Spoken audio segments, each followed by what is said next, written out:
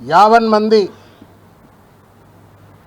భారతదేశ ప్రజలందరికీ తెలంగాణ ప్రజలందరికీ కూడా హృదయపూర్వకంగా శుభాకాంక్షలు తెలియజేస్తూ అదేవిధంగా భారత రాజ్యాంగ నిర్మాత అయినటువంటి డాక్టర్ బాబాసాహెబ్ అంబేద్కర్ గారికి హృదయపూర్వకంగా నివాళులు అర్పిస్తూ ఈరోజు భారత రాజ్యాంగాన్ని గౌరవించుకుంటున్నామంటే అది మన భారతదేశాన్ని గౌరవించుకున్నట్టుగానే భావించాల.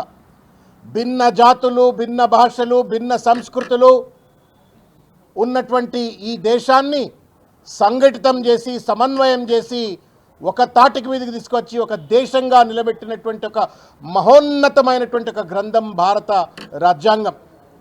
అటువంటి రాజ్యాంగాన్ని ఇవాళ తుంగల దొక్కాలనేటువంటి ఒక ప్రయత్నం ఇవాళ పాలక వర్గాలు కశ్మీర్ నుండి కన్యాకుమారి వరకు చేస్తున్నటువంటి ఒక దుర్మార్గమైన సంప్రదాయాన్ని చూస్తూ ఉన్నాం.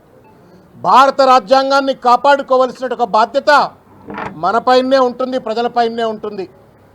పాలక వర్గాలు వాళ్ళ యొక్క రాజకీయ దుగ్ధ కోసమో లబ్ధి కోసమో రాజ్యాంగాన్ని రకరకాల రీతుల్లో ఏమార్చి అణగదొక్కాలని ప్రయత్నం చేసినప్పుడు ప్రజలు మాత్రమే హక్కుల పోరాటం చేసి రాజ్యాంగాన్ని కాపాడుకున్నారు.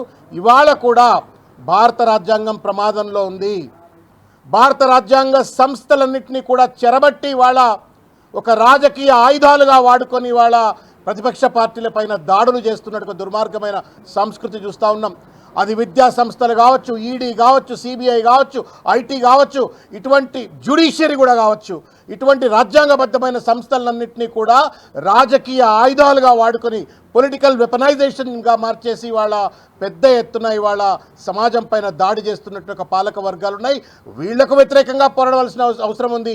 ఇవాళ రాజ్యాంగాన్ని కూని చేస్తున్నటువంటి ఒక ప్రక్రియను కూడా అడ్డుకట్టవలసిన అవసరం ఉంది. అదేవిధంగా ఇవాళ తెలంగాణ రాష్ట్రంలో కూడా ప్రజాపాలన పేరు మీద అధికారం వచ్చి భారత రాజ్యాంగాన్ని పట్టుకొని చేతిలో తిరిగేటువంటి ఒక రాహుల్ గాంధీ నేతృత్వం వహిస్తున్నటువంటి ఒక కాంగ్రెస్ పార్టీ దురదృష్టవశాత్తు వాళ్ళ తెలంగాణలో భారత రాజ్యాంగాన్ని కూని చేస్తున్న ఒక పరిస్థితి.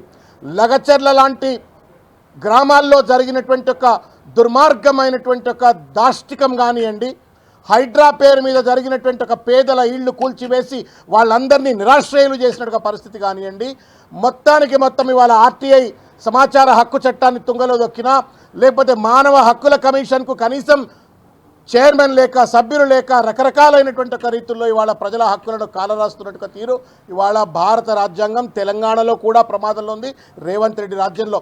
కాబట్టి సబ్బండ వర్గాలమైనటువంటి ఒక మనము ఈ తెలంగాణ రాష్ట్రంలో ఉన్నటువంటి ఒక ప్రజలందరూ కూడా ఈరోజు కంకణబద్దులై భారత రాజ్యాంగాన్ని కాపాడుకోవాలా.